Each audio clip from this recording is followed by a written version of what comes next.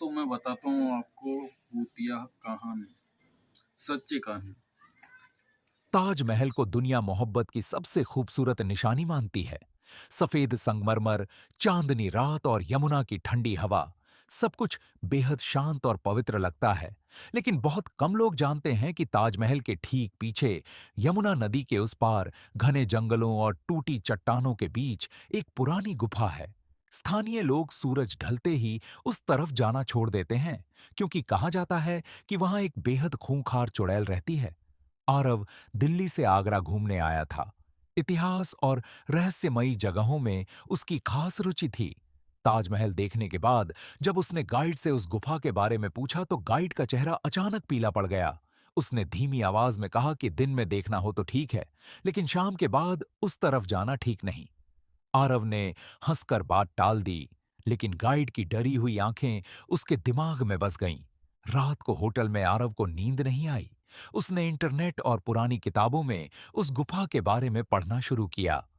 बार बार एक ही कहानी सामने आई।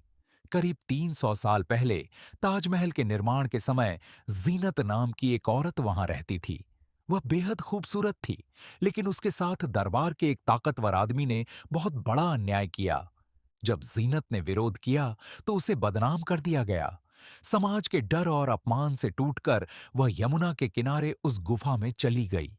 कुछ महीनों बाद उसकी लाश मिली, लेकिन उसकी आंखें खुली थीं और चेहरे पर अजीब सी मुस्कान थी। उसके बाद से लोग वहां से गायब होने लगे।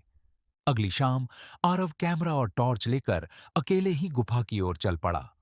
जैसे जैसे सूरज ढलता गया, हवा ठंडी और भारी होती चली गई। पेड़ों के पत्ते बिना हवा के हिल रहे थे। गुफा का मुंह इतना काला था जैसे कोई जिंदा चीज उसे अंदर बुला रही हो। गुफा के अंदर कदम रखते ही अजीब सी सड़ांध और ठंडक महसूस हुई। दीवारों पर नाखूनों जैसे गहरे निशान थे। अचानक अंधेरे में पायल की आवाज गूंजी, छन छन। आरव का दिल जोर जोर से धड़कने लगा। उसने कांपती आवाज में पूछा, कौन है? लेकिन जवाब में सिर्फ सन्नाटा मिला। फिर उसने अंधेरे में एक औरत की परछाई देखी। लंबे खुले बाल, सफेद कपड़े और पैर जो उल्टी दिशा में मुड़े हुए थे। वह धीरे धीरे उसकी ओर बढ़ रही थी। अब उसका चेहरा साफ दिख रहा था, बेहद खूबसूरत, लेकिन आंखें पूरी तरह काली थीं। उसकी आवाज गुफा में गूंज उठी, तुम भी ताज देखने आए हो? वह ठंडी हंसी हंसी। सब मोहब्बत देखने आते हैं, पर किसी ने मेरा दर्द नहीं देखा। अचानक गुफा की दीवारों पर सैकड़ों परछाइयां चलने लगीं। आरव भागने के लिए मुड़ा, लेकिन रास्ता बदल चुका था। गुफा अब पहले से कहीं लंबी और अंधेरी हो गई थी। चुड़ैल की आवाज फिर आई, जो सच देखने आता है वो लौट कर नहीं जाता। उसी पल उसकी टॉर्च बुझ गई। अंधेरे में किसी बर्फ जैसे ठंडे हाथ ने उसकी कलाई पकड़ ली। आरव चीख पड़ा और सब कुछ काला हो गया। सुबह गांव वालों को गुफा के बाहर आरव बेहोश मिला।